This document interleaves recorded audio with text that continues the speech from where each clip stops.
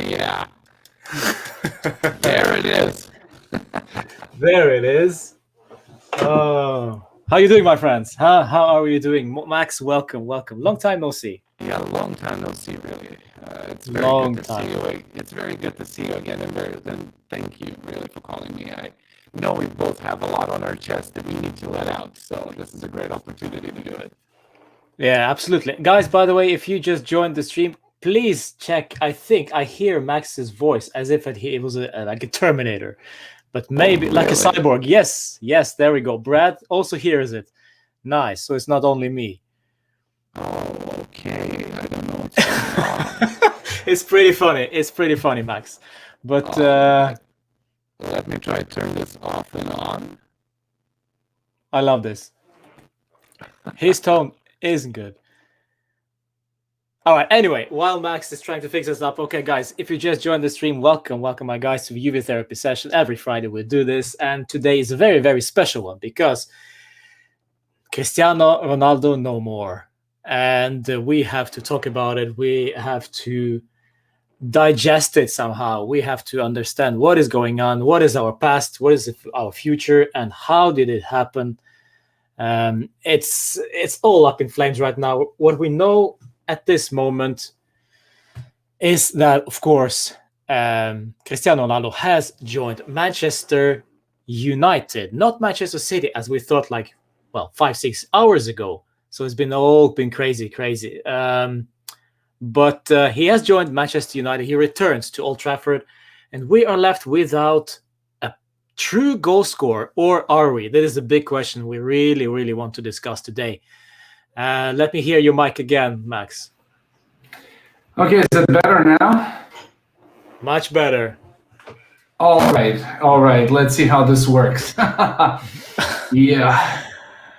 Yeah, man, before we go into the details, we have to also say hi to another guest, DJ. You guys know him. If you've been here for quite some time, you know DJ already. There we go. Here he is. And also Max, of course, the friend of the channel, of course. Guys, Max, let's start off with you. Crazy day, huh? Wow, I really didn't expect this. I mean, it's been cooking for a while, and to be honest, I think even this morning, I had this feeling that he was going to stay for another year. So everything that's been going on, it's like you can't even follow the news, because even if you probably had the same issue on Twitter, like the more you scroll, if you see somebody's tweet that's like 20 minutes old, it's already contradictory to what's happening in this moment. And then you're not even you have to check the time of each tweet that's coming out so that you're 100% sure what is the latest information that you have. And it's been going so fast, and it's like, oh, what's going on with Ronaldo? Oh, if Ronaldo leaves, what are we going to do? Oh, there's these names. Oh, but what about, I don't know, they're still talking also about Mbappe to Real Madrid. And then Romano said something, and it's just, then Agresti, then it's just insane. And to be honest, I think in the end what happened was, let's say, I mean, we can't not feel bad that he left. I know there's a lot of Juventini that are not going to agree with me. They're going to be like, oh, good riddance. It's not exactly like that, but let's say that I'm also a football romantic, and to know that he went to his old club where, you know, he is the name that he is, you know, it kind of, it feels okay. It feels right. Especially after the whole Messi to PSG thing, you know, it's like, okay, if he really wanted to go that bad, then okay, at least he went to United, and it feels kind of okay. I don't know, how did you see all this? Well, it's the timing, isn't it? For me, it's all about the timing. When did he decide to go? It's just right at the end of the transfer market, and the fact that we have, we need to hustle ourselves. We need to find the replacement. We need to find someone who can replace those goals. Question, of course, is do we already have that player in the squad or not? This is also a thing. And for me, with Cristiano Ronaldo leaving, it's, of course, we keep talking about now we're going to rediscover ourselves. We're going to refine that grinta. We're gonna become better. But, you know, it's those goals, man. It's those goals. It's like 36 goals. 36% of last season's goals were Cristiano Ronaldo alone. And I wonder, the big question is, how are we going to replace those goals? Well, I can tell you one thing regarding that, and it's a tweet that I've seen from our friend on Twitter, the Inconvenient Truth. He always has a very nice insight, and he said that actually inconvenient tweets. So I've seen this tweet where it says, actually, the bigger problem that Juve had these last years is not how to score goals, it's more how to prevent them from coming in. So having Allegri back, who, you know, in general made us a lot tighter in this back line, I think even if we score less, if we manage to reduce the number of goals conceded, it's still going to reflect good on our results. We're still going to get the result needed. So, you know, we don't need, you know, 5-4-0. I mean, we didn't make 4-5-0 wins anyway. Oh, here's our friend back. Yeah. Oh, hello there. Hey, guys.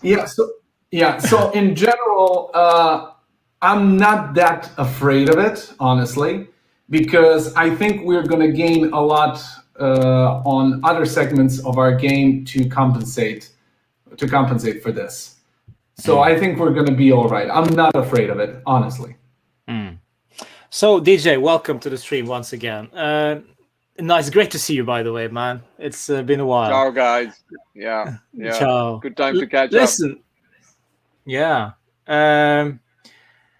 It is strange, isn't it, DJ? It's strange times we're living in right now, because we have, it kind of feels weird, because it was always we always knew that Cristiano at the end of the day will leave the club, and when it's gonna be, that was also a talking point, but we knew that there is a life after Cristiano. But this time, when it actually happened, do you think it happened at the right time? Because for me personally, it seems like 5 days before the transfer market ends, and his cryptic messages on Instagram, his ideas, not exactly his ideas, but his demolishing of whatever rumors were coming just last week. and then at the end he decides to leave. The whole thing seems strange to you. Yeah, absolutely, Roman. The way I see it, and I've internalized this whole thing, as a fan, and I think at the time that we signed him, it was just almost like we signed him under some kind of strange star. We signed him at the wrong time. We had an aging squad. We then got hit with the pandemic, so we couldn't really optimize him as a player and support him with the right kind of talent around him. And now we see him leave, and we're seeing him leave at, there couldn't be a worse time. The team is in transition. Max is back. We've got literally 4 days to the Mercato closing. We're losing him to a degree where we're just ensuring there's no capital loss. There's very little planning. There's hardly any maneuverability at this point in time. So, at every stage of the Ronaldo timeline, you just look at like, this is the right guy at the wrong time, and when you look at, when I consider the fact that if we hadn't really been hit by the pandemic, I think the story would have played out a lot more differently. Even our initial objective, which I'm sure one of our objectives happened to be winning the Champions League with Ronaldo. I think that may have come to fruition had it not been for the pandemic. We'd be, sizing up different profiles of players. But, you look back, you see he's had 3 different coaches over 3 seasons. That is not how you optimize a player like Ronaldo. It's all very unfortunate. Thank him for his service. He has been an utter professional for the time that he has been here. He has delivered every single time. So respect to that. I didn't, as a fan, appreciate the way he has exited. But, going forward, like I was telling you earlier, the club comes first. And I think in the long run, Juve will be better off.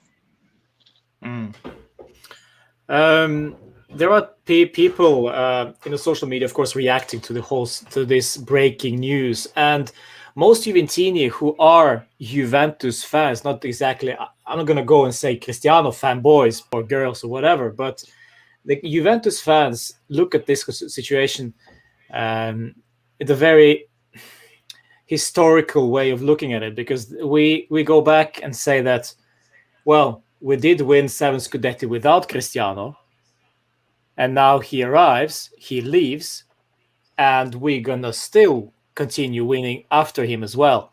My question, of course, to you guys is this really true? Are we gonna continue winning even though without Cristiano? I think so, but when will it happen? Will it be this season already? Is the Serie A season blown out, completely open now? Anyone can win this. Before it was, Juve were the favorites. Without Cristiano now, what happens? Max, let's go to you. Yeah, well, to be perfectly honest, I don't think we need to worry about the future too much. I see by these moves of the management, also looking at the Italian talent, I think they have this vision of making the team young, that they want to use the already young players who established themselves at the club. I think they're going to carry this team forward. So I don't think we need to worry that much about this.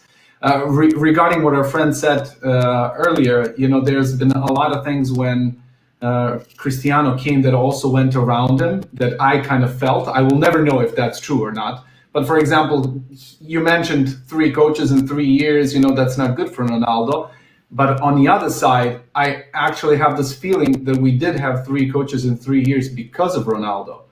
Ronaldo came to Juve from a team, Real Madrid team, that was just busting and scoring. And if it's 5-0, they're going to keep scoring until it's 9-0 and bust the numbers up and make them crazy. And then he came to Italy where, we win 1-0 and then Allegri pulls back and protects it until the end. And he didn't like the ideology. He even said it over there. And I think the reason why at this point Allegri was also sacked is because they wanted to adapt the team to a more attacking football that would also complement Ronaldo. Obviously, Sarri didn't work as an idea. Pirlo was really a risk that ended as the way we saw it ended.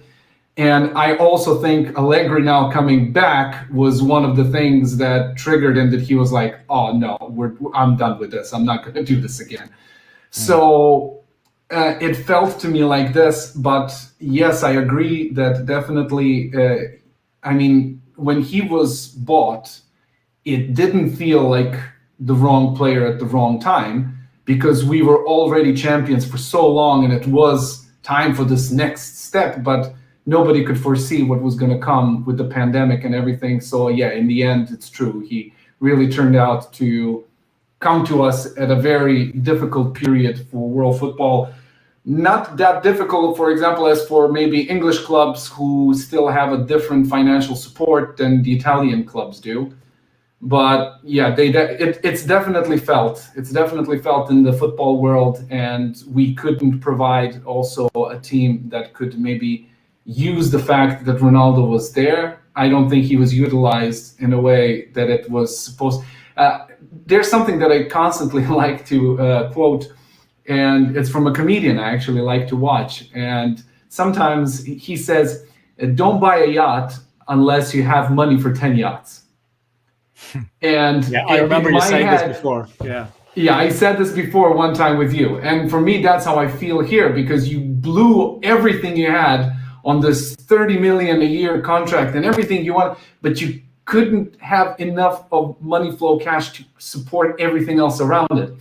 And I think this now is going to be, as much as it feels on a sporting level that it's going to be a drop down, it's actually going to give enough of a financial breathing space to actually create something that's gonna help us win in the future. So yeah, I think this is actually at this point right now the best possible solution for both Ronaldo and us.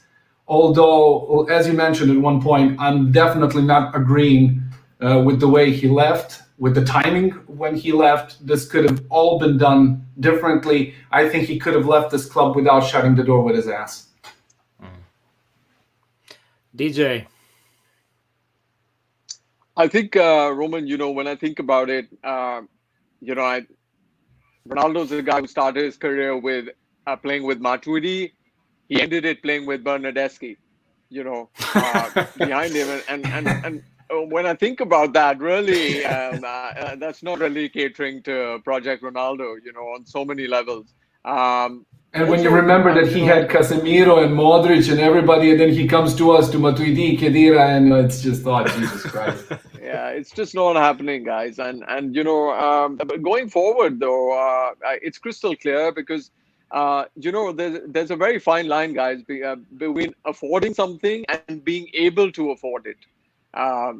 So affording something and being able to afford it is really what the case with Ronaldo has been. We made a purchase that is not characteristic of us traditionally, and then like Max said, we couldn't really invest in the areas around it. And Juve style is essentially not that. It is always, traditionally has always been the collective. It's not going to be very hard or inherently that team that kind of goes back to banking on the collective. I do see maybe another season of transition because we've got a very little room at the moment to pivot. I still feel there are a couple of key positions that we haven't filled. I still think we'd really ache for like an amazing CM. And of course, the 9 is going to essentially be filled by a Keane or an Icardi. However, and maybe look at a left back next season. So I have a feeling Juve is not going to go guns blazing because, oh, look, we've saved on Ronaldo's wages this season. It's going to just, we're going to take this season to internalize. Max hopefully can optimize whatever he has. I read a very interesting quote just before, getting on this live. I think from his press conference earlier today where he was talking about, excuse me, one moment, I'll just pull it out. The squad is excellent. I'm satisfied with the players available to me. They have the potential to have a great season. Excuses are for losers. It's a great way to keep your mental edge, knowing that you lost Ronaldo, and he full well knows everybody's affected by it. But what he's counting on really is the youngsters, and he's counting on those 30 plus Ronaldo goals every season now being distributed, among 5 or 6 key players. two of them in the middle of the park with McKennie and hopefully Bentancur. So yes, I think the season is give it a season. I think Juve within a couple of seasons is going to be a very hot contender in Europe as well. Cristiano Ronaldo is, of course, a very attractive player to have at the squad, because you have also other players from other clubs looking at the club where Cristiano plays, and they want to play with Cristiano because Cristiano is such a legend, such a great player. Do you guys feel that we will lose this appeal now, this sex appeal of Juve, so to speak, that now people or players will want to, not be as willing to go to Juve just because Cristiano isn't there? Or was it because Cristiano was there? That is why De Ligt was signed, for example. Maybe this is why we have so many youngsters now who are promising, at least in the under 19, I hear. Now that he's gone, will that stop, or will we maybe evolve from this? I don't know. I mean, it's not going to be the same, of course. And you can also tell now by Manchester United players how excited they are. And just to have like one of the sport's all-time greats in your rooster, it means a lot. We can just argument that also Ronaldo at some point he might have scored a lot of goals also from the fear of his own opponents. They see they're like, oh god damn, it's Ronaldo, and they get freaked. So you lose this kind of a fear factor by not having this legend up top. But that's only if you look at the surface of it, because what's in the deeper part of the story is the whole machinery and the whole squad that's behind it. I think we're going to gain as a team a lot because we're going to be more team-oriented, and that's going to, if we manage to make the team look good and play good, that's the kind of appeal that you're mentioning that we should be focused on, that we can be one of those teams that somebody's going to say, hey, I want to play that. I like how this looks like. I want to play in a team that plays like this. And I think that should be the focus. Is it possible with Allegri? I'm not going to comment because I'm not going to be because you know how I feel about Allegri. I need a lot of convincing from him this year. But I said I'm not going to say anything until I see how we play and how things pan out. But in general, regarding Ronaldo, yes, we definitely. But there are other players now. Dybala is also a global superstar, and he could grow. Not, of course, never at the level of Ronaldo, global superstar. Ronaldo is like an institution and an industry for itself, like aside from everything. So, but like you said, this was something that was bound to happen at some point. Ronaldo is like 36 years old, so. We managed to get a lot of money for a 36-year-old football player, and I would probably be worried more if he was more in his prime years than now. So I think this was a loss that was coming, and I think we're going to handle it pretty good because we got some stars up our sleeve. Yeah. I want to show you guys something. I want to show you his. You've probably seen this because you guys are so updated on social media. But here we go. Here is his Instagram post. So what he says is, by the way, I bet you my left nut that he did not write this himself. But I wrote that as well. I was like, that's a beautiful message from Ronaldo's PR team. Yeah. Anyway, today I depart from an amazing club, the biggest in Italy and surely one of the biggest in all of Europe. I gave my heart and soul for Juventus, and I'll always love the city of Turin until my final days. The tifosi bianconeri, funny way of saying it, always respected me and tried to thank that respect by fighting for them in every game, every season, every competition. Well, he didn't when he was in the wall against Porto, but that's another story. In the end, we can all look back and realize that we achieved great things, not all that we wanted, of course, the Champions League, but still we wrote a pretty beautiful story together. And then he sings the Storia di un grande amore. I will always be one of you. You are now part of my history, as I feel that I'm part of yours. Italy, Juve, Turin, tifosi. Bianconeri, you'll always be in my heart. I don't know. The thing is, the way he left contradicts what's written. I understand that. Well, You know, he was too absolutely. desperate to run away from it. Yeah. I don't know. It just sounds weird. Listen, I'm not gonna say that he doesn't feel like this. And to be honest, I also wrote it somewhere. I'm pretty sure Ronaldo's PR team doesn't write things that he doesn't agree on. You know, they probably run by him. They probably consult him. They probably, you know, maybe even sometimes he picks up the phone and tweets or posts something by himself if it comes to him. But in general, I feel that he's always emphasizing everything he does in his career as that it was a big thing. Mm-hmm. So I'm not surprised that his post was also emphasizing how important Juve is as a club, because, you know, he would never write a post and saying, oh, I was in this club and I got disappointed and let down, or this was 3 wasted years of my career. He's never going to write that. So, No. you know, but in general, I feel that he was loved in Turin. We really did support him. He really did give a lot. Yeah, so, yeah, we're all going to miss Georgina, of course. Well, And, yeah. But, yeah, in general, I think this is just another, let's say, a safeguard how to play a departure for some. It's just I don't like it's unprecedented that a player sits on his private jet and leaves the club before there's even an official bid for him. Who does that? yeah. Yeah, that is the That's biggest something criticism. I can't wrap my head around that. Like, he goes and says goodbye to all his teammates, and he still doesn't know even in which club he's going to go to, unless it was already arranged. But, you know, it's crazy for me. DJ, go ahead. Well, I completely agree with Max. I think the words and the actions just don't match. They're not aligned. You know, at the end of the day, yeah, you got to look at Ronaldo for his time. 3 years, I'm sure it means something when you give 3 years of your career to something. He's always going to be a legend of the game. I'm not so sure I count on him as a Juve legend. You know, that has a really special place, you know, in our hearts. Of course, I think the Tifosi are thankful for the time. But, you know, like, I think everybody was very realistic and pragmatic about the fact that this come to an end. It's very unceremonious. I completely agree with Max there as well. I do not appreciate you out your locker. We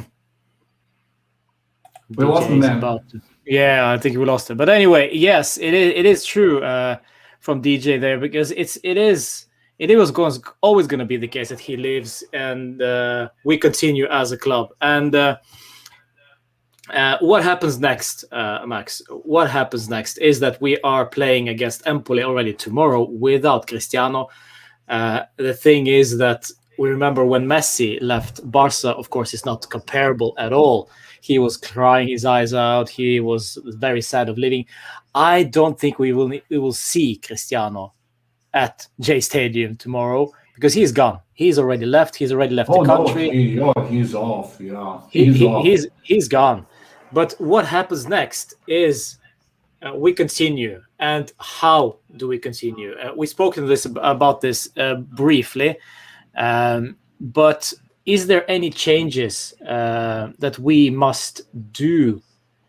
As you say, DJ, this is the transition season. But can we make it not being a transition season?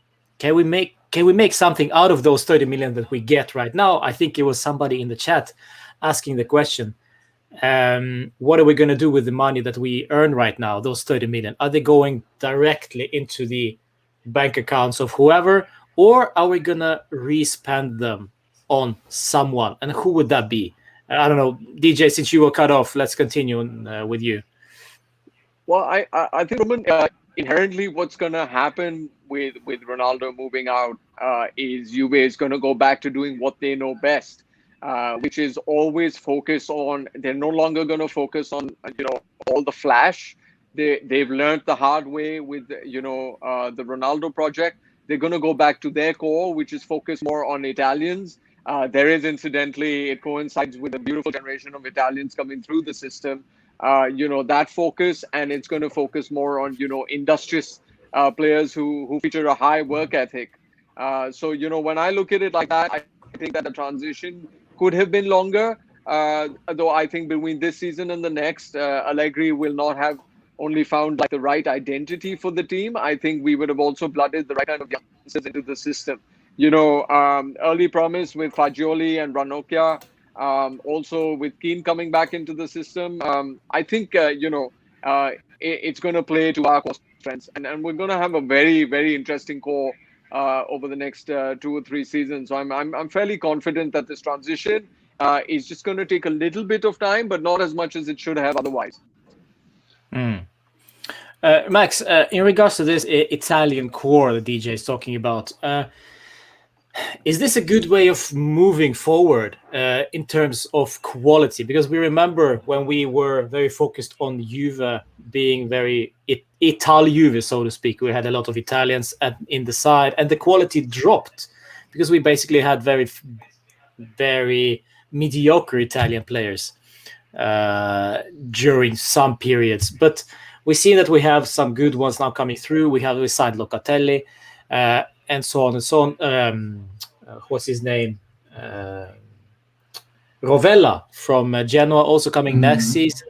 So we have some players coming through, but are they good enough to elevate Juve to that next level? Because now we're talking about new generation. Or do we then again need to look abroad and possibly getting that superstar, possibly making that the same mistake, so to speak, in signing a superstar and maybe destroying that cohesion, understanding between the teammates, so to speak. So I don't know where would we go? Do we stay with the Italian players, or do we try to go elsewhere and try to sign, I don't know, Mbappe in 2-3 years? Well, the thing is, if you look at the whole situation right now, we're still not that with this Italian identity that you're speaking of. It's like an idea that could be realized maybe at some point, but this is only going to happen if there are players who can answer this with their quality. Locatelli definitely showed. I mean, Juve has their tab on Locatelli for a long time, but only in the last 2-3 years we've actually seen in what kind of a player has he grown into, and this is now the best. This was the best possible moment to get him. I like the idea. I told you, I'm a football romantic, so I always like the idea of Juve being full of Italian players, mostly because only Italian players know what it means to play for Juve. You can see it in Locatelli's introduction, how he talks about Juve, or his family is in it. He sees it as a dream. His eyes are full of tears.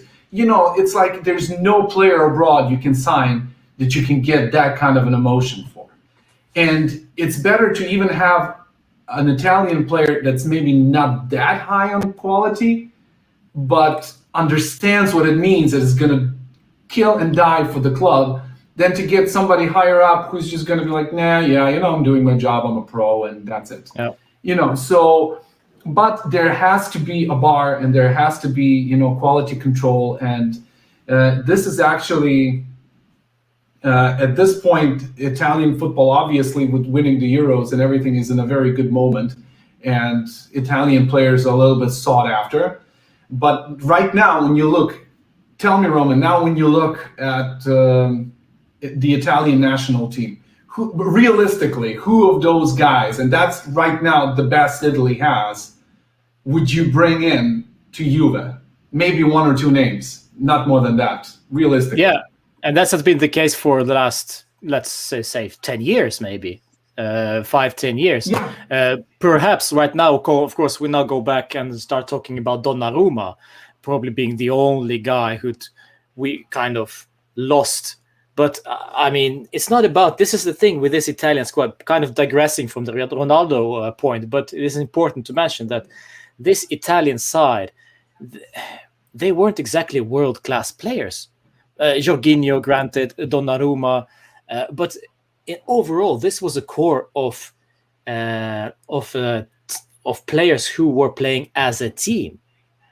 Verratti, of course, was also a great player, but up front, I mean, Ciro Immobile, Andrea Bellotti, they're great in Serie A, but they didn't exactly perform very well at the Euros. But it was the team that made it to the final and won in the final. So this is the same feeling that I want for Juve in the future.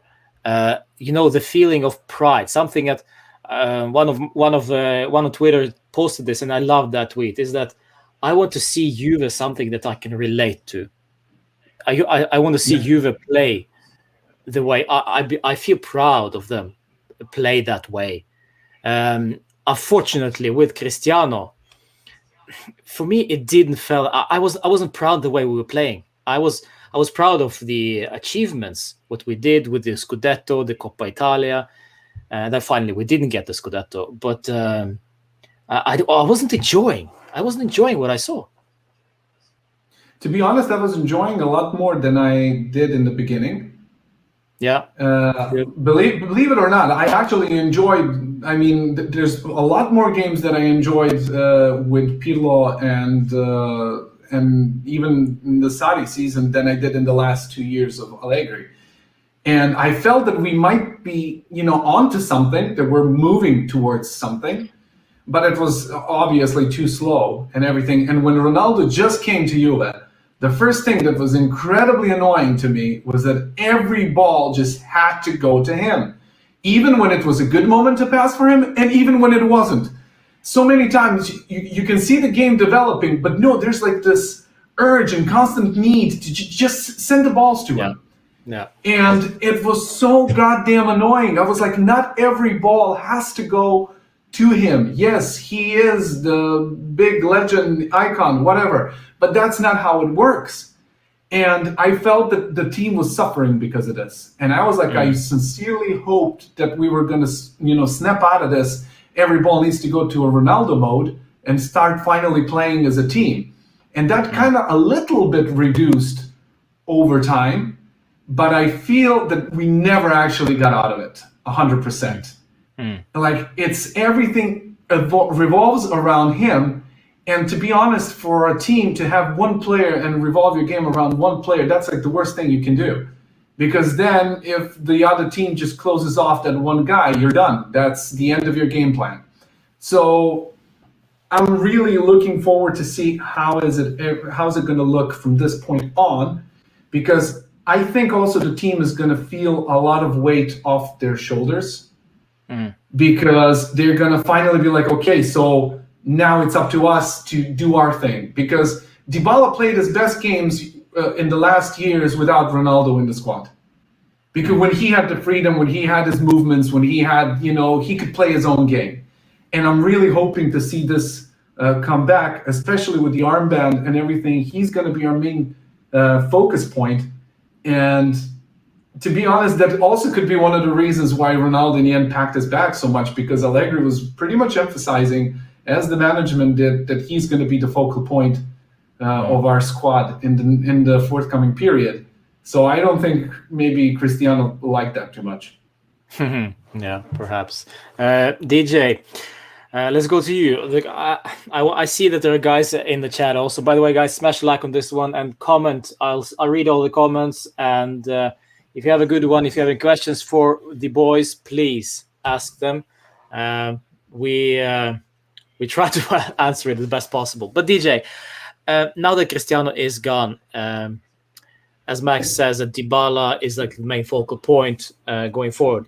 Do you think it is too much for Dybala? And of course, he has players around him like Morata, of course, Dybala, and also Kulusevski, Caio Jorge, who we know nothing of. And also probably someone else will be arriving. But now Dybala will, as Pascal in the chat says, he will most likely extend his contract. But is it too heavy, too much heavy lifting for Dybala this time? Because after all, Cristiano off the pitch also was kind of important player. But Now Dybala needs to show that he can fill those huge boots. What do you think? So I think to your question, Roman, I feel like Dybala has always done well under Max. Of course, once Ronaldo was there, Ronaldo is a very big figure. It's easy to stand in his shadow. Personally, I don't rate Dybala as a leader. I question his temperament. I don't think he can carry a team. He will need all the moving parts kind of function cohesively around him. I do think that the one with the real breakout potential is someone like Chiesa. He's the kind of guy who strikes me as someone who can quickly take on the mantle to kind of carry a team. Still young, but I think Allegri will blood him really well. And the other thing is also, let's keep an eye on who comes in. What I do expect to see though is I don't see this now as a team with one person being bigger than the other. It's just going to be the strength of the collective, and I think that is really what I'm looking forward to personally. I don't see Dybala as the main man, but I do see him assist quite a bit. I definitely see him score more, hopefully injuries aside. But I think for me, the breakout player as an individual and strength of character is a guy like Chiesa. There is a question from Aditsa there. We go straight to her question. Would you take Insigne? Let's start with you, DJ. And who would you like to take instead of Cristiano? This is your personal opinion, of course. Yeah, of course. So, guys, I think it's quite clear that Allegri was seeing Ronaldo as a 9. Ronaldo wasn't going to have a free role under Allegri this season. So for me, there's no question. The player I would like to see most, given the realities of the market and also potential, is a guy called Vlahovic. I think that guy would be immense in this setup. With I see the smile from Max, by the way. Yeah, it's always nice to have my countrymen at the club. That's always nice. Yeah. Please continue, DJ. Sorry. I'm sorry, I didn't get that. Could you say that again, please? No, Vlahovic is from the same country as Max. That's why the smirk. Right. Awesome. Go ahead. So I think for me, Vlahovic would has the potential to be a game changer. Max has a very clear plan with what he wants his 9 to do. Though what is likely, and from what I'm reading, I think there will be a more mature 9 coming in the like of Icardi. And we may have Keane, of course, coming in as the youngster. I think Morata is going to probably double up and play the Mandzukic role. With regard to Insigne, I think great player, though I don't see it as a reality. I think ADL will make it really, really tough for us. So I don't see it happen. Would he fit the system? Yes, he would. That would mean Dybala then playing the 9. So I'm not so sure. Though I would love Vlahovic, and in midfield, I would love SMS.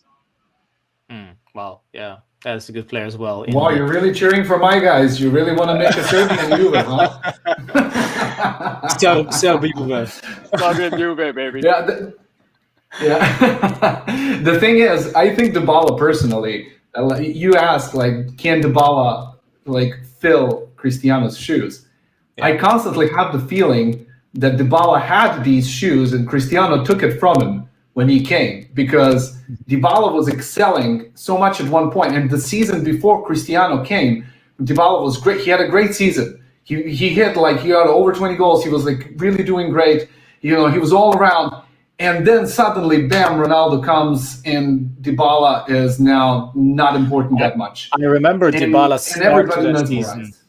I remember the Dybala started that season. He scored 10 goals in space of 7 matches or something. It was absolutely insane start of that season. It was the first season when we just changed the crest. I remember that very well. Yeah. Amazing season. So he showed that he can do it. And to be honest, bringing Ronaldo in kind of interrupted Dybala's progress as to what he can give to the club. Yeah. And I think now he can, we are now at a situation that he is going to be the main man. So it is expected from him now to basically, after a 3-year break, continue where he left off and carry the team in this kind of a sense. But for him to be able to do this, he needs a bastard number 9. Yeah. He needs somebody who is going to wrestle and create the space for him. He can't be up in front alone with Chiesa and stuff. Chiesa and Dybala, they're technical players. They, a little bit on the ball, a little bit dribbling, a little bit. To be able to do that, they need space. And to make space, you need somebody who's going to slap the shit out of the center backs, which Mandzukic did some time ago. And even though a lot of people don't like Icardi, me included, I really don't like that guy and anything that comes with him.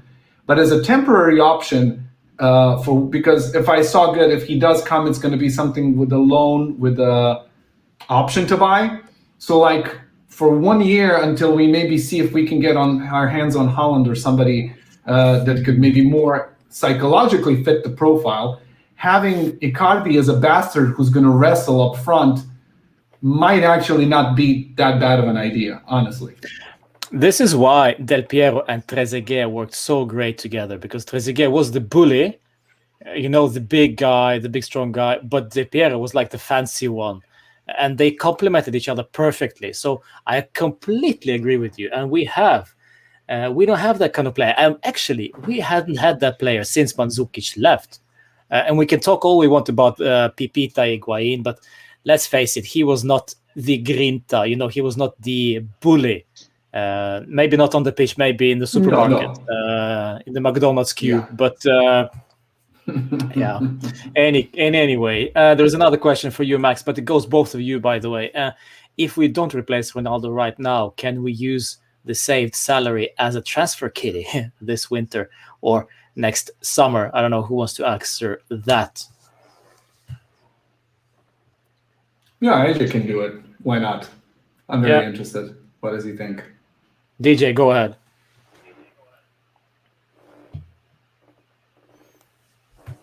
DJ, you hear us? DJ, are you awake? No, I don't see us do this. That's not really how it's going to work. Also, the transfer. Can you guys hear me? Yes, we can. Yeah. Now we hear you. Yeah, you froze off for a while. Yeah. So. Yeah. So the way I see it is no. I mean, the money that we've received for Ronaldo really is just to ensure there's no capital loss. It's the last installment of the payment that we owe Madrid. So that's where that money is going. The wages that are saved are just going to remain saved. I mean, we're going to spread that in our wage bill in the coming season. So it is not going to convert to transfer kitty either this summer or in the winter. But we will, however, open up this wage bill and open up the space for something else. Question, of course, would that be Icardi? Will it be Moise Kean? Will it be Vlahovic? Of course, who is going to buy Vlahovic from Fiorentina if not? Well, let's face it, very few clubs can afford the price tag that Fiorentina is splashing on Vlahovic right now. It's 70 million, they're saying. It is crazy money. And no, that's a fuck off price. That's how I like to look at it. That's just putting a price. It's Fiorentina's, Juve fee. It's since you are Juve, it's 70 for you, and that's it. Yeah. But I don't know. He's for me. It's just a little bit too early to talk about Vlahovic. I think we need to see a little bit more of him.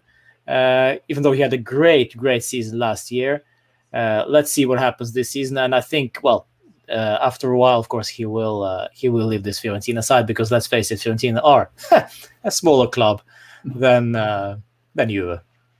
I just wouldn't like us to do the Carroll effect, which Liverpool did a long time ago. When they sold Torres and then splashed the same money on Andy damn Carroll, who had like half a season in Newcastle, and it's just like, I don't want us to make this kind of a mistake. Vlahovic has great potential, and everybody's rating him high, and he's had a very, very good season in Serie A, and he has the physique, he has the feeling, but like you said, I really want to see him one more season or something. I need to see that. I mean, for 70 million, I really need to see what am I getting. If this was something that we could kind of negotiate to get, I always like when you bet on a young player to see where it goes, especially when you can see that he's going to develop into a quality player. But like for 70 million, yeah, we need more information, definitely. Mm-hmm. Question to you, DJ. Would you take Bellotti?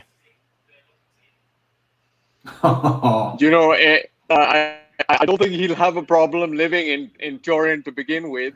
Though, I wouldn't put it past the likes of our management at the moment. The situation, it's possible. You can't rule anything out. I think with 2 or 3 days to go, I don't think we have much of a pivot. Icardi is someone that has been spoken about, but I was reading the article and he did mention that Icardi has chosen to stay in Paris. With Mbappe leaving, so the squad may just feel that an experienced striker may add something. I wouldn't put Bellotti beyond the realms of expectation.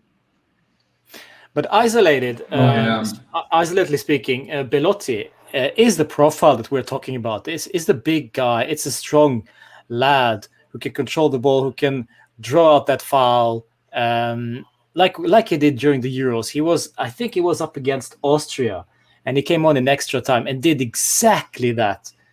He was bullying the defenders, getting those 3 kicks, and it was lovely. And it was just the perfect player for that particular moment. It is also an interesting player, but of course, since Turin, it's Torino, Juve, we're probably going to cost us quite a bit as well. Yeah, there is also a comment in regards to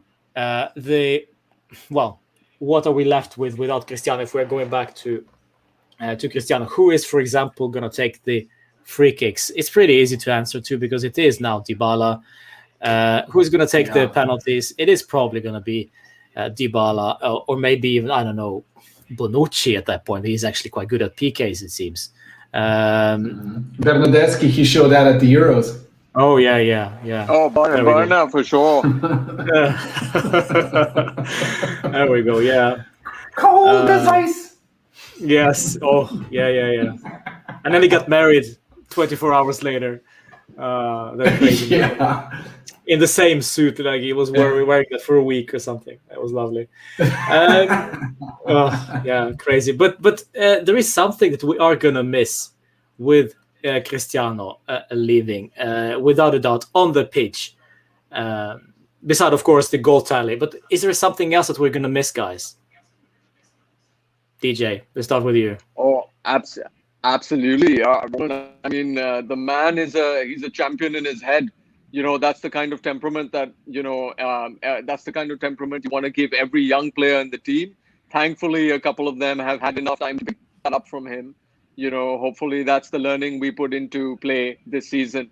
That is something huge. Like most recent example is what happened in Udine. He comes on in the 60th minute, scores that beauty, which, by the way, it did not look offside to me. I thought it was very onside. No.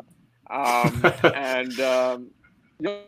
think that's the kind of mentality that we're really going to miss. And really, effectively, I was talking to a lot of my friends, who are United fans, and that's the thing that they're loving the most. They know that he's not the same Ronaldo they had 10 years ago. They're really counting on what he's bringing to the dressing room. I think that mentality is very unique, and I think that's going to be a big miss. Hopefully, with Max Allegri now back in the dressing room, he can help plug that gap a little bit. We've still got the seniors in Chiellini and Bonucci, and Dybala hopefully, may grow into this role as a leader. I am a little, skeptical about it, but, never know. Max, what do you think? What are we going to miss? Well, I was actually thinking in the same way DJ was, because in the last years, now when you look at it, basically in this summer, we lost 2 great champions in the locker room, both Buffon and Cristiano Ronaldo, like 2 people who really, when you look at them, you're like, God damn it, it's them. And you need that. You need that in the squad. And to be honest, now that Ronaldo is gone, extending Chiellini's contract is even more significant. because you need, especially in this transitional period, there's, I love Chiesa and I love Kulusevski. I mean, last year, okay, Chiesa now won the Euros, but before that, Chiesa wasn't a champion. Kulusevski wasn't a champion. There's something about these are all talented players who have great potential and who can bring to this club a lot, but they're not champions. And you need this backbone of people that even when things go bad, you're like, somebody's got my back. And this is something that Ronaldo gave us before. How many games Ronaldo in the last period, we were playing like shit. Nothing would happen. And then one long ball to Ronaldo and he saves his points. So now you don't have Ronaldo to save your ass. Even if he plays bad for 90 minutes, he's going to score. You don't have this factor anymore. So it's going to be very interesting to see from a psychological perspective, how do our players see what's happening right now? Are they going to see it as a group who gets scared because they don't have him anymore? Or are they going to be like, oh, now it's our time. Now it's our turn to do these kinds of things. Luckily, it's another reason why it's important also to extend Dybala's contract. We need now these people who know how to win and to pass this on to other players, also like Caio Jorge, who came, and also, Locatelli, who is also now a champion with Italy with Euros, but on a club level speaking, these are players who are yet to prove what they can do and what can they give to this club. So not having Ronaldo around might slow this down, but that's not something that we can say from this perspective. We're going to have to wait. Yeah, Chiesa has everything to be that man. Yeah. And we need to see it this time. And I think even not having Ronaldo might, show us exactly what he can do. Yeah, it's going to be very, very interesting. I'm very excited for the season, by the way. And, it's almost kind of a weight off my shoulders. And now I can actually move forward without thinking about Cristiano, without thinking about the big elephant in the room, so to speak, because there's always been this too much focus on Cristiano, and he took it upon himself because he's such a big player. He's used to it, but now it is Dybala in the spotlight. Now it's Chiesa in the spotlight. Now it is Kulusevski, who was allowed to grow last season. Now he'll get a bigger task this season, without a doubt. What happens with the new arrival from Brazil? What happens with our midfield? Now the spotlight is on these guys, and I don't know. It's going to be very, very interesting what happens this season. Yes, I got one question for you. Sure. I got one question for you. Let's say, for you both. Let's say hypothetically, I like to play sometimes these hypothetical games. Hypothetically, if Ronaldo left at the beginning of the transfer period, how different do you think our transfer period would have looked like now? DJ. Considering how inactive we've been. Max, I think that would have it wouldn't have changed much because the options are limited in the category that we can service and afford. However, I think the Vlahovic variable would have been much closer to reality than it is currently. If we had the player convinced, we'd have the same kind of leverage that we did with Locatelli moving to Juve. We waited, a month and a half, 2 months for that deal to come through. I think if we had 2.5, 3 months to plan, I think Vlahovic would have been very possible reality. And I think at the moment, we're looking at, like you said earlier, an Icardi kind of loan. It's going to be a very makeshift, transitional pivot sort of solution, which is what we could have avoided had we known earlier. However, from everything that we know, it's pretty clear that Ronaldo probably wanted to leave at the end of last season. They just couldn't find a buyer. Even with all this talk of City, I'm not convinced. I was never convinced that Pep really wanted him.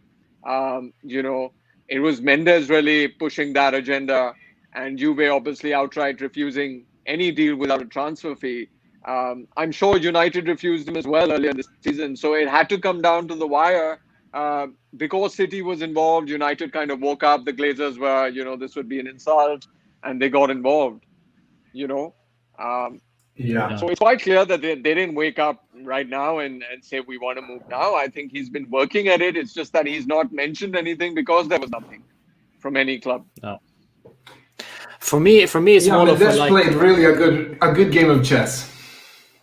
Yeah. For me, it's more of what happened during this summer. There are variables that we don't think so much about now because, it happened. But Messi left very late during this transfer market as well, just a couple of weeks ago. But if Cristiano had left before Messi, let's say to Man United, it not necessarily changes much, but then we would clearly see that, well, what options do we have to replace him? We would have more time. We would have, there will be time to refocus our strategies. Of course, when we use all our energy on Locatelli deal, would we focus, maybe we wouldn't sign Locatelli. I don't know, because there will be so much focus on replacing Cristiano, the obsession around basically replacing him. And also, Icardi, he announced very early on this transfer season that he will be staying at PSG for next season because he wanted to, and he was happy in Paris, and his wife and whatever. So he was fine and cool with staying in PSG. Had Cristiano left Juve right at the beginning of June or July, whatever, before the Euros, maybe that announcement from Icardi never arrived. Maybe Icardi would have think, you know what, now I have the chance to go back to Italy and to play. Maybe we wouldn't seen Vlahovic getting that huge price tag, as we say, 70 million. Maybe it would have been a much less. It's very, very hard to say. But of course, if Cristiano leaves very early on this transfer season, the feeling around fans would be much more respectful towards Cristiano. They will respect his decision to leave early, giving us the time to replace him. Proper farewell. Maybe would have seen, I don't know, something proper, something better from Cristiano. Because as you said, Max, he left without knowing who his next club will be. He was flying. He was in the air, not knowing who is he going to play for City or Man United. Or maybe he did, but we didn't know. And this is what kind of pisses me off a little bit with him as well. He kind of leaves us out to dry. We're not important to him. His future is important to himself, which is understandable. But then again, when you have such a huge following for Juve, you kind of need to respect them as well. So that's just my tiny negative thought about this. But it is what it is. He leaves now, and we have to now, as we speak, the club. I completely guarantee you that the club is now the Cherubinis, the Arriva Bene, the Nedved, who, by the way, I don't trust at all anymore because he said just a couple of days ago he will be staying next season. Now it's all BS. Yeah. So those guys are now sitting in an office somewhere and discussing what to do next, because now this guy needs to be replaced, whether it's Icardi, whether it's Ken, whether it's both. Nobody. There were links with Raspadori and all other players as well. I don't know, but it's just, this is frantic. This is frantic period for Juve. The reason why I asked you this question is because I'm trying also for myself to realize how much of a damage did our transfer period suffer because of him leaving so late. The first name that comes to my mind, because he left late, I have a feeling that Donnarumma would be already at the club if he already left, because Juve didn't want another player on a 10 million payroll, and now Cristiano leaving and freeing 30 million of a budget, then it might even be worth the risk. And we've been also thinking about it, and it's Donnarumma is a generational talent and everything, and we've been talking about it, and it seems also like an opportunity missed. And also, like DJ said, you would have more time to assess your options. Max Statman also wrote in the comments, I said now that clubs know that we're desperate. And when the clock is going tick-tock, tick-tock, they know that we need to find someone very fast. So it makes finding a replacement even more difficult. So, it's like, and he's in football for so long. He knows how these things work. He knows that he is leaving a club in a moment where it's very difficult to get. Yeah, we got no. I'm reading the comment from Dominique. Thank you, Dominique, for reaching out. But the thing is, because of Ronaldo leaving so late, we're now very thin on options. We're very thin on options, and I don't appreciate him leaving the way he did to put us in a situation like this, first of all. And second of all, I don't care if you're Cristiano Ronaldo or Messi or whoever, especially him who has such a spotlight of the world on him. Everything that he does just resonates on everything around him. So him leaving like this also shows disrespect and puts a bad image on the club itself. The whole, I'm just leaving, saying goodbye, I don't care. I don't like somebody disrespecting the club this way. And I respect him, and I honor everything that he's done for us in this last 3 years, but this should have been done differently. It definitely should have been done differently. But what's done is done. We move on, and I really hope that we're going to be able to find someone adequate in these last few days. Also, guys, you've got to think it's practically impossible to replace a player like Ronaldo. What you're going to effectively need is a player who's going to contribute to the collective, so that you just function as a more cohesive, compact team. I think those characteristics are also something that Max has in mind. So you may, even if we sign a Bellotti, it is because Max is thinking of how the final third will play out between Chiesa, Dybala, and Bellotti. He knows Bellotti is not going to give him 30 goals a season like Ronaldo. So that's the other thing that we have to consider. Also, I'm fully on board with the both of you. I think it's extremely disrespectful the way Ronaldo exited. It was almost like he was running away. We have no clarity with the press. Mendes doesn't come out and make a statement. We have no clarity, and now that we hear where he's taking a pay cut of nearly 50%, that's how badly Ronaldo wanted out of Juventus. I don't know if you can see this, but this is the score right now. Oh, that's Hellas great. Oh, there we go. 0. Thank you so much, Aditya, for letting us know. Hellas Verona doing the Lord's work for us, season after season. But it's only 21 minutes gone. But by the way, it's quite funny. Thank you, Aditya, for letting us know. Early days, yes. But yeah, I completely agree. And I mean, of course, we have to acknowledge what is today's situation. But we always one thing we haven't talked so much about is our chances in the Champions League this season, particularly. Of course, with Cristiano there, we never were that close of winning the Champions League, even though his nickname is Mr. Champions League. But very few times I can remember 2 games only. It was one against Atletico and the one against Lyon, where he carried us both times. And at the end, of course, it wasn't enough. But what are our chances now in order to not only progress, not only compete with Chelsea, Zenit, and Malmö, but also progressing from this group stage?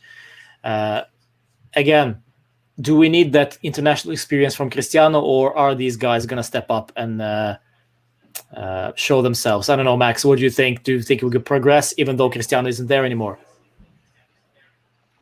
Well, the group for sure. I mean, the group stage I really expect us to go through. I mean, year after year, we dream about this Champions League and everything, but right now, I think it's such a big unknown because I have no idea how is our game going to look like. I mean, right now, we are in a situation that we have Max back and we don't know how the game is going to look like. Is it going to be the same as it was before? or is it going to be something a little bit more different, or it's so unpredictable.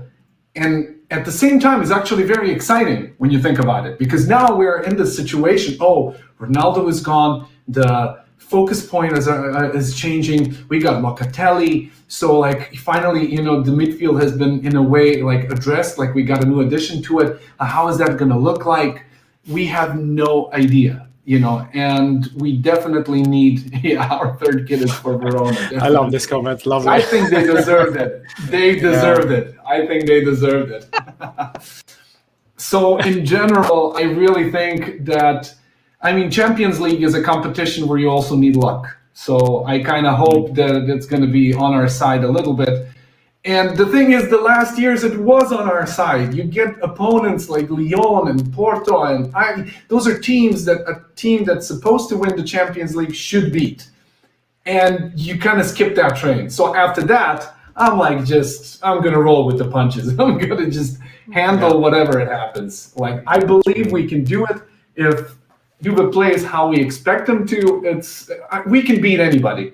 But right now, you kind of have a feeling that anybody could also beat us. So we kind of need the stability in the team.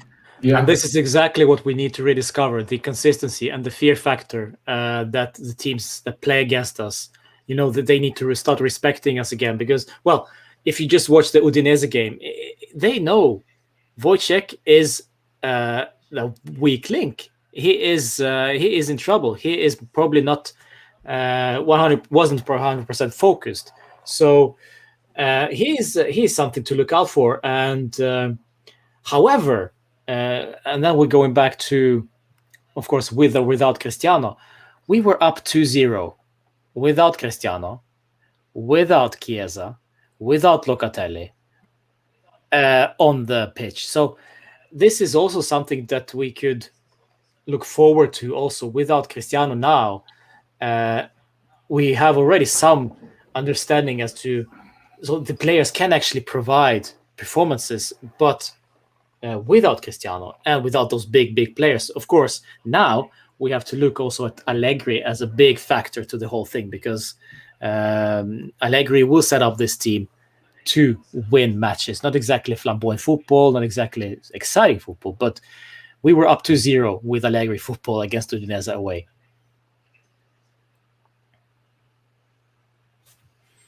Yeah, that's true. We definitely can play in Italy against these kinds of opponents and win with whoever it is on the pitch. But you need to also, if you want to restore the fear factor that you're talking about, you can't restore the fear factor by being 2-0 up and then pulling back and trying to end the game easy. Yeah.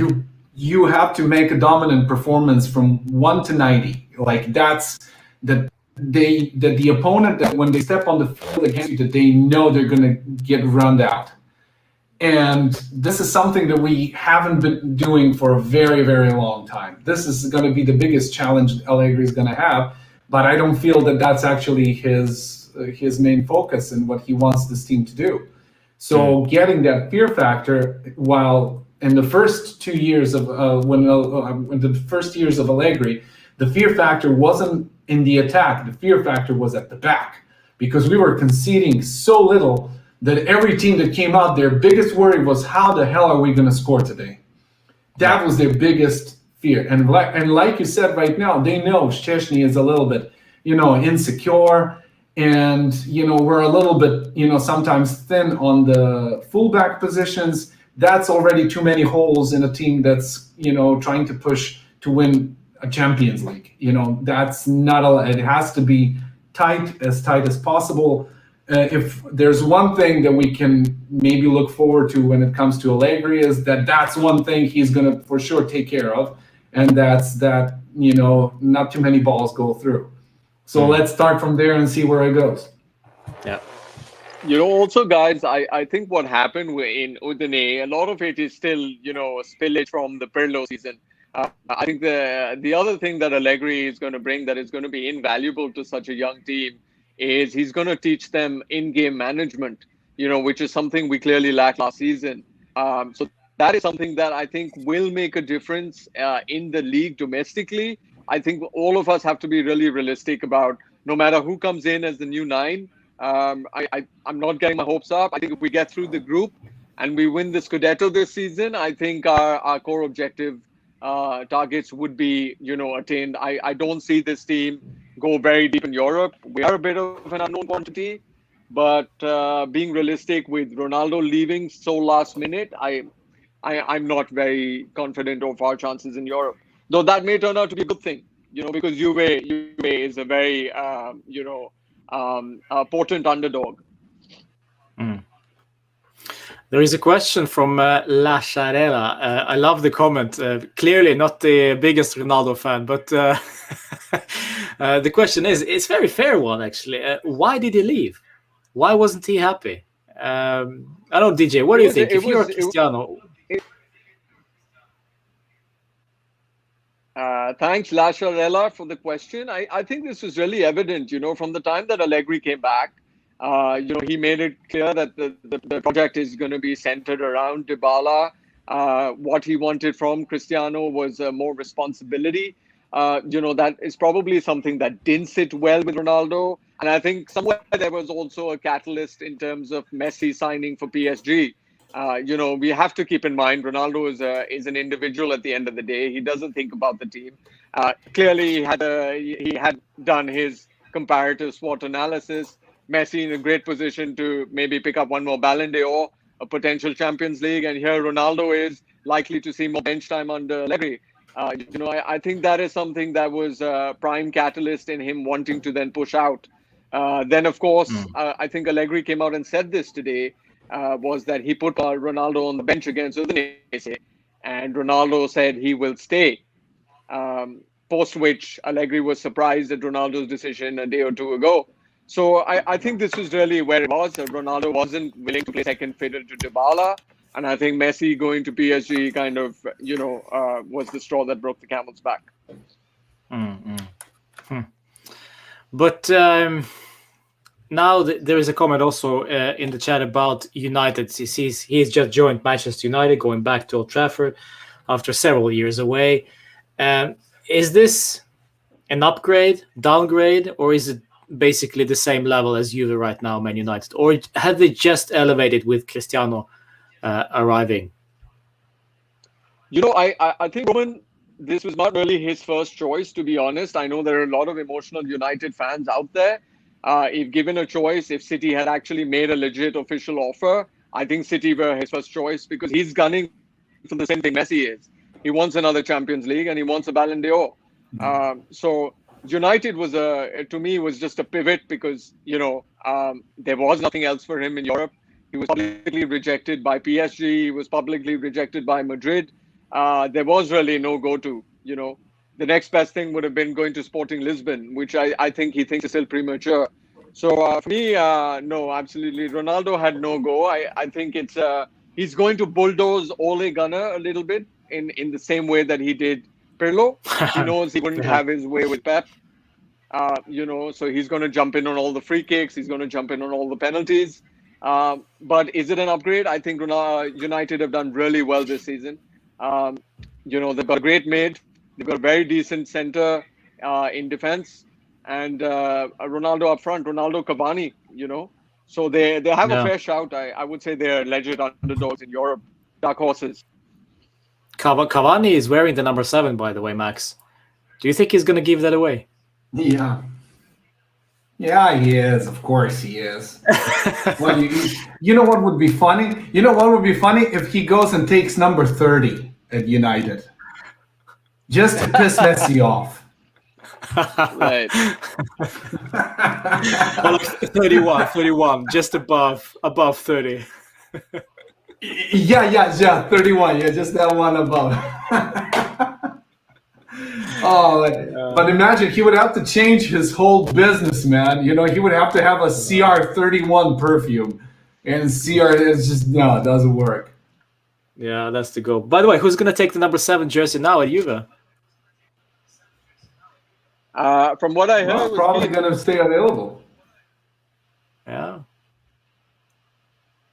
DJ, what do you think? To be honest, yeah, probably the first person that comes. Yeah, I think from what I was reading earlier this evening, I think it's Moise Kean. Wow. There we go. That's a downgrade. MK7. MK7, yeah, there we go. Mortal Kombat 7. Mortal Kombat 7. There we go. Yeah, I saw everybody writing on Twitter also, like wanting Chiesa to take the number 7.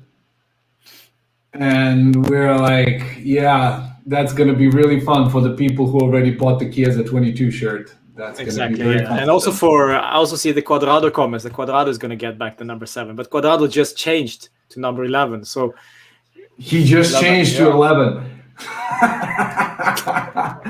Oh, that guy! Like, I would like to know if there is a Juve fan who has Cuadrado jerseys with all the numbers. Yeah, that would be funny, huh? Listen, we have a game tomorrow. I would love to know that.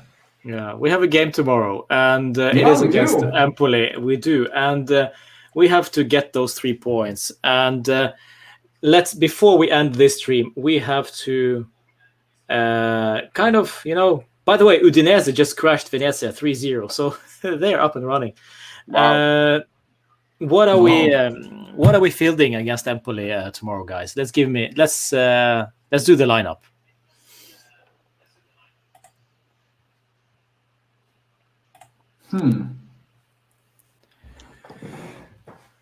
So who starts in goal? Who starts in goal? Is it Mattia Perin or is it Wojciech Szczęsny? It's a question that never needs to be asked, actually, because, well, it's always Wojciech Szczęsny being the first goalkeeper. But now, since he has been very shaky, unstable, people are demanding him being benched as a punishment. But there is also a case of believing in the guy and kind of sticking with him during these tough times. So who do you, DJ, let's start with you. Tech or Perin for you? Or Pinsolio, I don't know. What do you prefer? I think Pinsolio will be too gutted with Ronaldo's exit. I don't think he'll be in the emotional state to That's true. That's true. So jokes apart, though, I think Max, he will, reinstate confidence in Tech and probably give him the starting gloves tomorrow. Though I think Perin now deserves a fair run because I think Tech's had his shot. He has literally and figuratively dropped the ball. It's time for us to, maybe groom Perin and see what we have there. So Perin for me, but I think Tech will start. Yeah. Well, okay. Max, do you agree?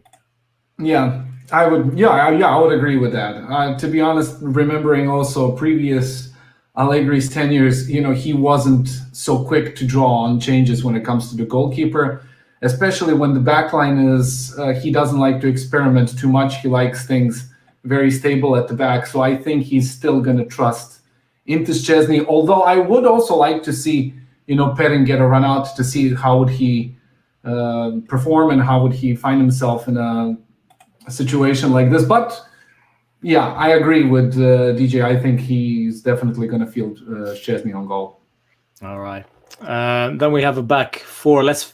First of all, before we go to, the back four, which formation do we think we should go? Cristiano isn't there anymore, and we're not going to get any replacement in the next 24 hours. So it's going to be the guys that we have right now.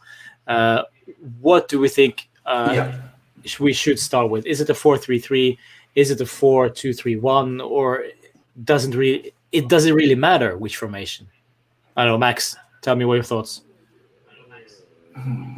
Yeah, right now at this point, I think Allegri, he's going to stick with the same formation he did against Udinese. I don't expect him to back out of it. Sometimes for a coach, if you do something and you don't get exactly what you wanted, but in general, ideologically we can work in this formation. So I think he needs to push a little bit to make it work. So I don't think that he's going to pull back that fast. So I think he's going to keep it pretty much the same.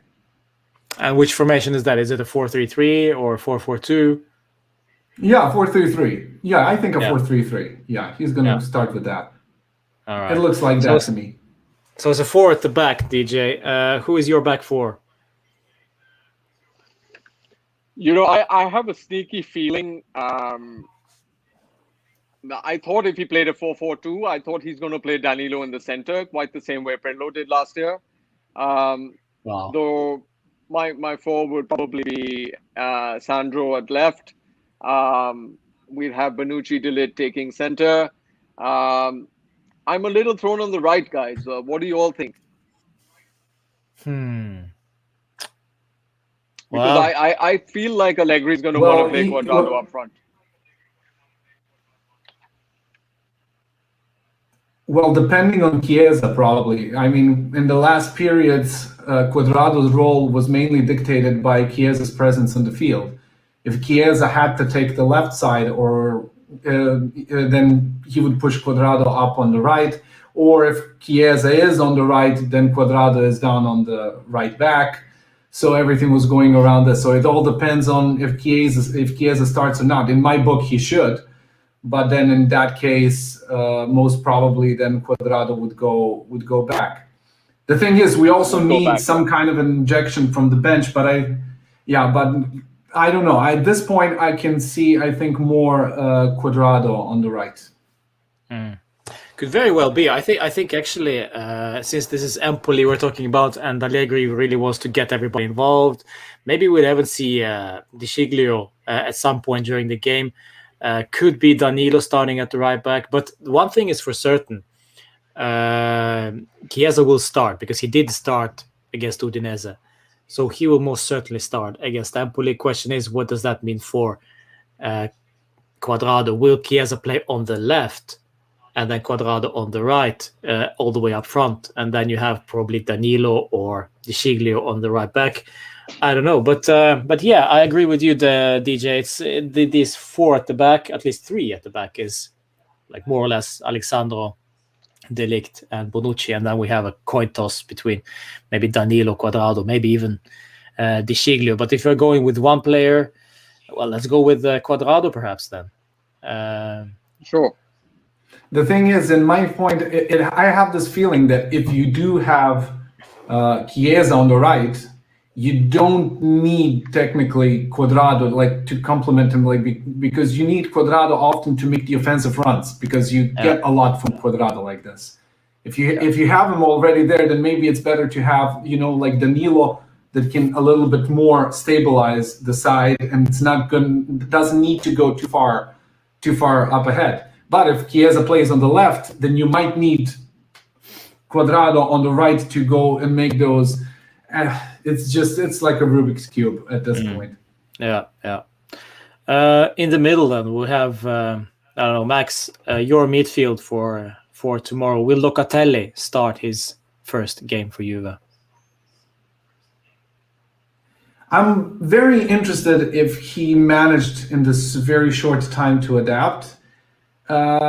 Considering who the opponent is, I think he could get a start. I would maybe give him a run out. It's not like some big derby match that you're now risking a player who just recently came.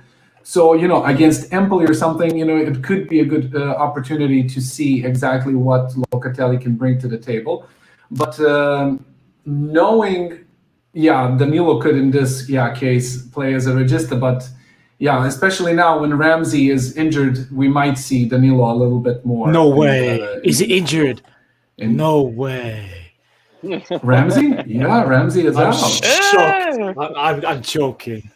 Yeah, I'm sorry, man. It's just it does. Believe it or not, it happened, man. Yeah. And in other news, water is wet. I don't know if you knew that. Well, it's news to me.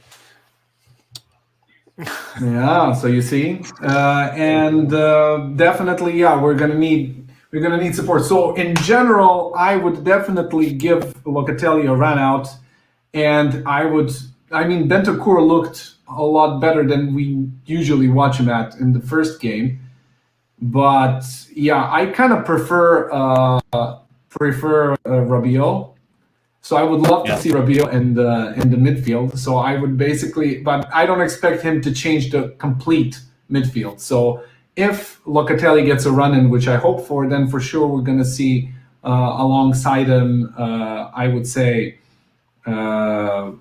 Bentancur and damn it, who was the third guy against the Udinese? Bernardeschi. Bernardeschi. Yeah, I feel that I think he's going to keep him in the starting lineup for this one as well.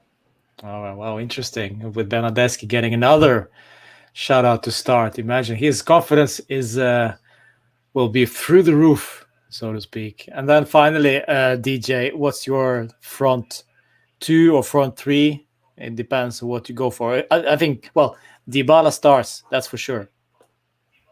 Dybala starts. I think the absence of Ronaldo, Chiesa starts as well.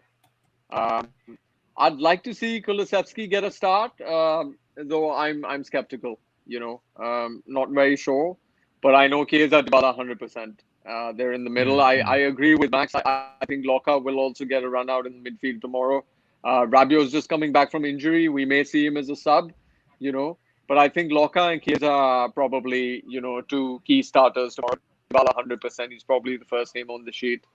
And Kulusevski will probably play the impact sub again. The player which we haven't mentioned at all is Weston McKennie. Where does he fit in all this? Well, I think Allegri is clear about the role that he sees from him. He sees him as someone in the attacking phase. So it's clear that he wants Weston to be scoring a few goals. So I think if we don't sell him or trade him to Tottenham as rumored, I do think that he will feature very prominently once we start to graduate in formation. I do see us moving from a 4-4-2, 4-3-3 gradient to a 4-2-3-1 eventually. I think that is what Max has in mind, which is why he's so keen on getting the right nine. And because I foresee Morata probably playing the same role Mandzukic did in Max's previous 4-2-3-1. All right. So it's going to be interesting. And I think, and a two-man pivot, guys, I think Locke, could be very interesting with Rabiot in a two-man pivot. Yeah, I would love to see that. Yeah, me too. And this brings me to another point also, the 4-2-3-1 kind of experiment, so to speak. So you have Dybala behind, for example, Icardi, when we have all the guys that we need. And then maybe someone on the left, I don't know who could that be, but that's a story for another day. And finally, of course, guys, before we end, let me have your predictions, even though I think, Max, it was you who just hates predicting. Is it true? Yeah, because I'm always goddamn wrong. Well, but it's an Empoli game. Okay, we'll survive that much. Yeah. Will we do a clean sheet tomorrow? Yeah, we definitely will. Well, there we go. DJ, what do you think the score will be tomorrow? Guys, I'd like to see a 3-love, but I think it'll be a conservative 2-love, old school Allegri win. One goal, just God is going to be kind because we lost Ronaldo. And one will probably be an interesting interplay between Dybala and Chiesa, hopefully. Yeah, well, so I'll go for 7-0 for in the honor of Cristiano Ronaldo. And a hat-trick from Rugani. Yes, a hat-trick from Daniele Rugani. From Berna Rugani and Tichiglio. There we go. Yeah, listen, guys, we are moving forward without Cristiano. Cristiano just joined Manchester United, as you probably know. If you do not know this, please check yourselves, because this is real deal. This is everything. It's around world football. It's like the front page on every news everywhere. So without Cristiano, we move forward, and as we always say, it is fino alla fine. We still support the club, whatever happens with the club, and of course we might disagree with the choices that they make, but I think we can all agree on the fact that we move forward, we move ahead, and we'll look forward to this season and what other guys without Cristiano can do. Dybala, Chiesa, Kulusevski, all those guys who need to step up and show their true worth. And we will support them, of course, all the way. Guys, thank you so much for joining. It's been great fun. Max, thank you so much for this short notice, and DJ as well. It's when it did that big of a news, you kind of want to have the guys around that just to congest the whole thing and try to mix the thoughts. True. It's too much to comprehend for one person. So thank you so much, guys, and thank you to all of you who joined us on the stream. Don't forget subscribing and smashing that like button, and also join us tomorrow, of course, join me tomorrow for the watch along against Empoli. I still predict it's gonna be 7-0. I'm completely serious, and I don't know what am I gonna do with this kit. It is still a giveaway, by the way, to the ones who once we pass the 2,000 subscribers, one of you will get this. It's Cristiano kit, but it's a Juve kit first and foremost. Secondly, it's a Ronaldo kit, so you should be happy it's a Cristiano. You gotta see. You gotta wait to see who comes, so that you can do one of those jerseys when they write it and tape it over, and so you gotta see who's gonna be the new number 7. Yeah. For now, you can just make it a makeshift. For now, it can just be a makeshift Delivio jersey. Yes, I saw that somebody did it. On the phone case. Who was wearing the number 7? I think a Maori wore number 7 at some point. No, it was 8. He was wearing 8. I think he was 8. Yeah, 8 to 11. 8. Pepe. There we go. Pepe. Yeah, the Lord. Pepe. Simone Pepe.